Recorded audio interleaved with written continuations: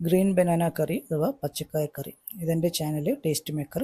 എല്ലാവരും ഒന്ന് സബ്സ്ക്രൈബ് ചെയ്യുക, ഷെയർ ചെയ്യുക. ഗ്രീൻ ബനാന കറി പച്ചക്കായ കറി ഉണ്ടാക്കാൻ വേണ്ടത് ഞാൻ എടുത്തത് ഒരു വലിയ പച്ചക്കായാണ്. അത് ചെറുങ്ങനെ അരിയുക. പിന്നെ ഒരു ക്യാരറ്റ് എടുക്കുക, അതും ചെറുങ്ങനെ അരിഞ്ഞെടുക്കുക. പിന്നെ ഒരു തക്കാളി, അതും ചെറുങ്ങനെ അരിഞ്ഞെടുക്കുക. പിന്നെ 4-5 പച്ചമുളക്, അത് നീളത്തിൽ അരിയുക.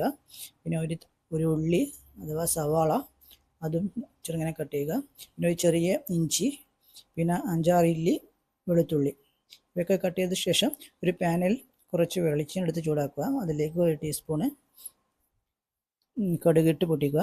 അതിൽ 2-3 വാറ്റൽ മുളക് ഇട്ട് ഒന്ന് ഫ്രൈ ചെയ്തെടുക്കുക. അതിലേക്ക് അരിഞ്ഞ് വെച്ച് ഇഞ്ചിയും വെളുത്തുള്ളിയും ഇട്ട് ഒന്ന് ഫ്രൈ ചെയ്തെടുക്കുമ്പോൾ എടുത്തതിന് ശേഷം അതിലേക്ക് ഉള്ളി ഇട്ട് കൊടുക്കുക. ഉള്ളി വേകുന്നത് വരെ ഒന്ന് മിക്സ് ചെയ്ത് കൊടുക്കുക. ഉള്ളി വെന്ത് വന്നാൽ നമുക്ക് അരിഞ്ഞ് വെച്ച തക്കാളി ഇട്ട് കൊടുക്കാം.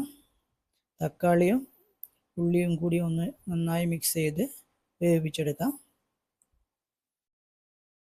അതിലേക്ക് നമുക്ക് പച്ചക്കായ ഇട്ട് കൊടുക്കാം. പച്ചക്കായ ചെറുങ്ങനെ അരിഞ്ഞതാണ്. അതിൻ്റെ വെണ്ണം കുറച്ചോ നിങ്ങൾക്ക് എടുക്കാം. പച്ചക്കായും ഉള്ളിയും തക്കാളിയും കൂടി ഒന്ന് നന്നായി മിക്സ് ചെയ്തെടുത്ത് അതിലേക്ക് അരിഞ്ഞ് വെച്ച് ക്യാരറ്റും കൂടി ആഡ് ചെയ്ത് കൊടുക്കാം. എല്ലാം കൂടി ഒന്നും കൂടി മിക്സ് ചെയ്യുക.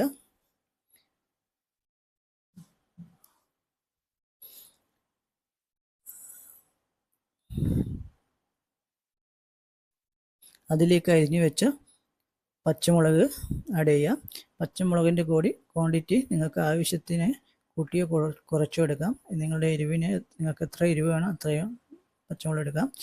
അതിലേക്ക് ആവശ്യത്തിന് മഞ്ഞൾപ്പൊടി, മല്ലിപ്പൊടി, മുളക് പൊടി, ഉപ്പ് എന്നിവ ചേർത്ത് നന്നായി മിക്സ് ചെയ്യുക. അത് നന്നായി മിക്സ് ചെയ്തതിന് ശേഷം ആവശ്യത്തിന് വെള്ളം ഒഴിച്ചു കൊടുക്കുക. വെള്ളം ഒഴിച്ചു കൊടുത്ത് ഒന്ന് നന്നായി മിക്സ് ചെയ്തതിന് ശേഷം നമുക്കൊരു 10 മിനിറ്റ് വേവിപ്പിക്കാം.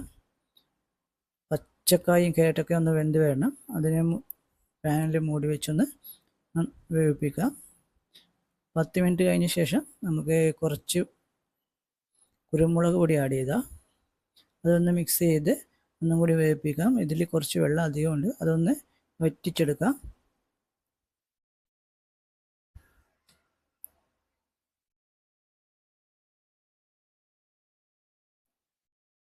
ഇപ്പോൾ നമ്മുടെ ഗ്രീൻ ബനാന കറി പച്ചക്കായ കറി റെഡിയായി.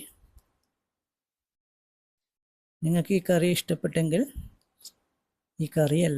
ഈ വീഡിയോ നിങ്ങൾക്ക് ഇഷ്ടപ്പെട്ടെങ്കിൽ എൻ്റെ ചാനൽ ഒന്ന് സബ്സ്ക്രൈബ് ചെയ്യുക, ഷെയർ ചെയ്യുക, കമൻ്റ് ഇടുക. താങ്ക്സ്.